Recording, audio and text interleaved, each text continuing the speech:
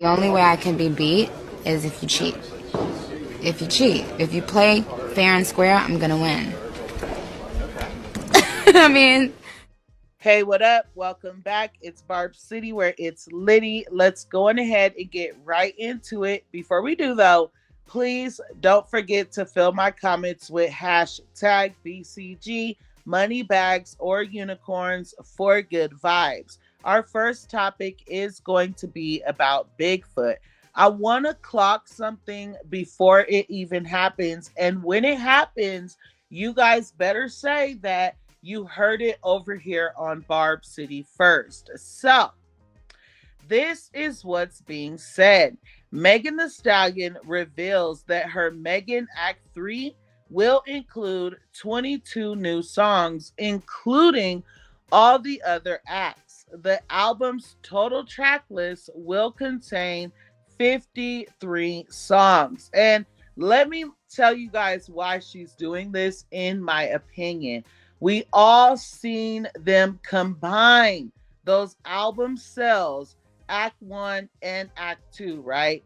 Literally robbed Glorilla from her accomplishment and her record that she broke, right? But at the end of the day, when Act 3 comes out, be prepared for them to combine all the album sales because let's be real. Rock Nation has Bigfoot possibly, in my opinion, allegedly competing against that 228K. And let's be very clear, that was 328K before they took 100K pure sales. And y'all know exactly what the F I'm talking about. And with that being said, let's go on ahead and move forward into Ari being dragged. So Ari posted this to her ex account and said, I hate the internet. I hope this ish crash one day and we can't use it no more. I just want to live in real life. The internet is so effing cap. So you guys know a lot of people were not going to understand what Ari was saying. And people did start dragging her like, girl, you work on the internet. You would be broke if the internet wasn't here. And you should really be thanking God, right? But I understood what Ari was saying 100% because I work on the internet, right? And there are times when I avoid dropping content or I avoid talking about certain topics because it is so toxic, right? I literally avoid Twitter sometimes because of the toxicity. So I literally understood her, and at this point, I feel like Ari just simply needs to take a break from the internet if it is that bad, because even I do that sometimes. Anyways, you guys, somebody ended up retweeting her and said, you the main one that should be thanking God for the internet. And Ari did respond to that person by posting her photo, which we'll get to in a second. But can we point out that she reposted the wrong person, you guys? And that girl did end up getting dragged. As you guys can see there at the bottom, it says like hello. And as you guys can see here, because Ari reposted her and not the original girl, even though she did post that girl's photo, this girl ended up getting dragged, y'all. They were posting her pictures and all kinds of things. And in my opinion, I feel like Ari was trying to get a little two in one. You know what I'm saying? But let's get back to this post right here where Ari posted this girl's photo. The internet was not here for it, clearly, because the girl is dark skinned. She's skinny, right? She's still beautiful, but you know what I'm saying. And the internet was like, out of everybody that had something to say, this is who you chose to post a picture of and try to get her dragged, right? Here were some of the comments. You quoted the wrong person, mind you. Just log out. She's mad pretty. LMAO. Ari, you're a loser. Another person said, she looks good though. Where is the dig? This doesn't change anything that she said, though. Y'all be killing me. Waiting to play the mean girl every time somebody says something you don't like. Out of everybody else that said something, you picked her for what? She's a pretty brown skinned woman. What's the gag here? And one last person saying, y'all be mad at the truth. You legit wouldn't have a career if the internet crashed. So let me know what you guys feel about it. I understand both ways, but let's move forward into Rubi Rose being called out. Recently, Rubi Rose was allegedly exposed for talking about Nicki Minaj in her DMs, but it looks like she now wants to tell the world that even she is inspired by Nicki Minaj. So if you guys look here at this very much iconic photo of the Queen, she posted this December 6th of 2014, and she said, I find peace in knowing I'm nothing like you bees. And if you guys look here, this is a recent photo of Rubi Rose, and she too said, I find peace in knowing I'm nothing like you bees. So it's like, girl, thank you for looking up to the Queen like everybody else. But I do want to point something out. It simply reminds me of this thing that Nicki Minaj once said, and that is, how you don't like me but trying to do everything like me? That is what gets me.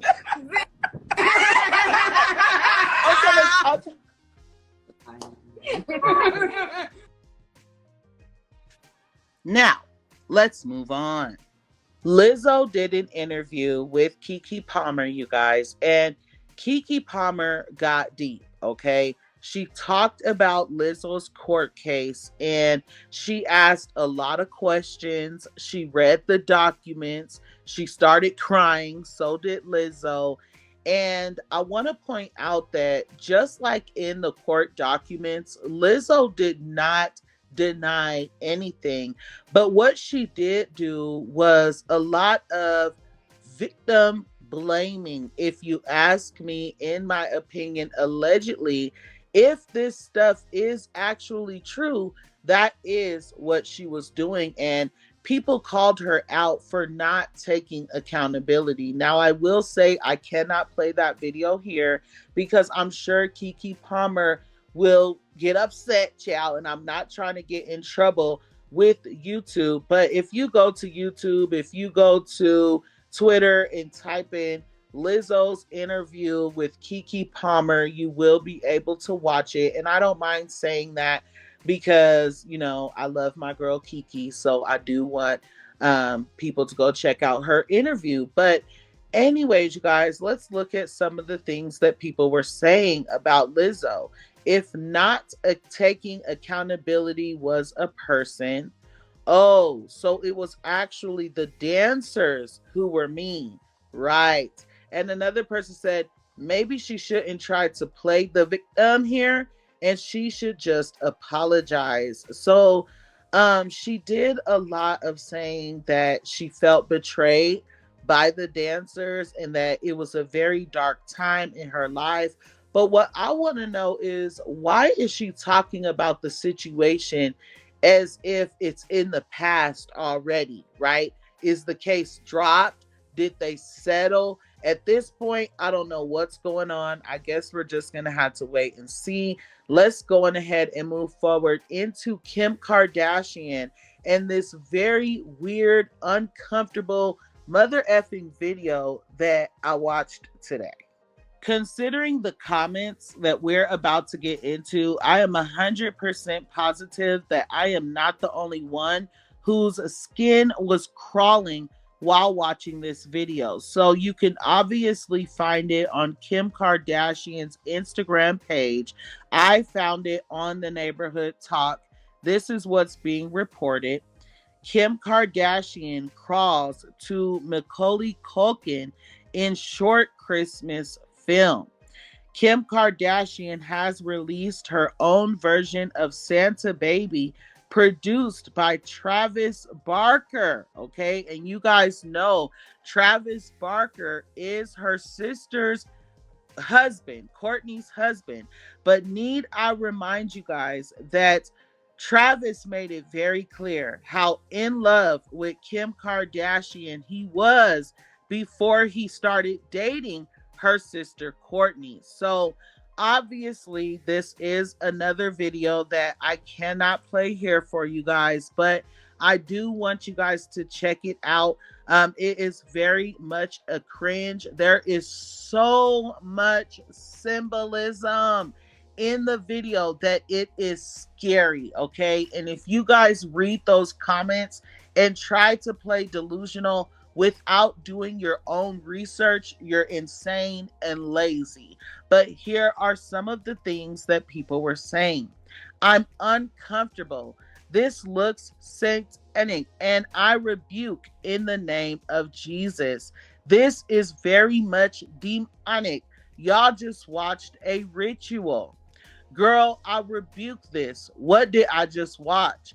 What was the reason button? And another person said, this whole video is very cringe. The F is going on. So again, you guys, do your mother effing research. Do not be out here lost. Let's go on ahead and move forward and add some razzle dazzle onto our video and get into a topic that includes none other than Nicki Minaj. Erica Mena issued an apology for Nicki Minaj, you guys, after all these years of teaming up with Safari and allowing him to spread false narratives about Nicki Minaj, ignoring Nicki's warnings to her about Safari, making it seem like Nicki Minaj was just bitter and jealous of her, right? But also allowing Safari to sit up with her and pillow talk about Nicki Minaj. Let's check out that apology together. I found out he was cheating on me the first time ever, and he was going to Chinese parlors. Well, didn't Nicki Minaj say that he was paying for with her credit cards? Before we get into that, I owe her the biggest apology. I owe her an apology because, like a lot of us women tend to do when we don't know any better, especially when we're hard, deep, wrapped, warped into the love bombing phase, is the red flag that us women tend to ignore when a man sits there and talks to you, love bombs, about his ex and all the things she did to him. It's funny how life comes full circle, because the same thing he did to her, he's doing to me years later. I remember him pouring his heart out to me about all the stuff she did to him, showing me videos of her reacting. And at the time, I didn't think to ask, well, what did you do to her? Why does this man always have videos of these women reacting? Exactly. And now, mind you, this is a video he was at one point going around. I found out later on, he was going around the industry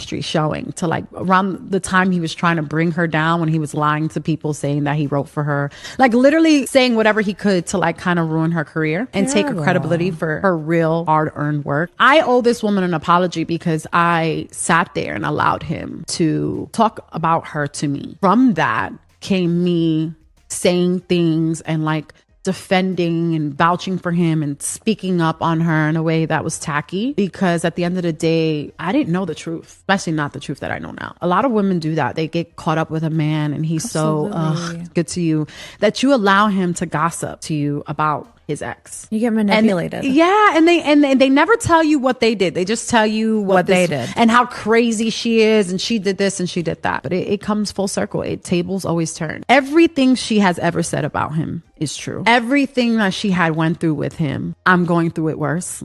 You know? I think that is so big of you to apologize to Nicki like that. Yeah, I do. And I feel like So, you guys, although I do appreciate Erica Mena coming out and apologizing to Nicki Minaj, this is how I feel about it, right? I feel like Erica Mena wants people to hear her side of the story. And she knows if she mentions Nicki Minaj, first of all, and uses Nicki Minaj's situation as an example, people are going to automatically be like, oh, well, he did this to more than just Erica Mena, right?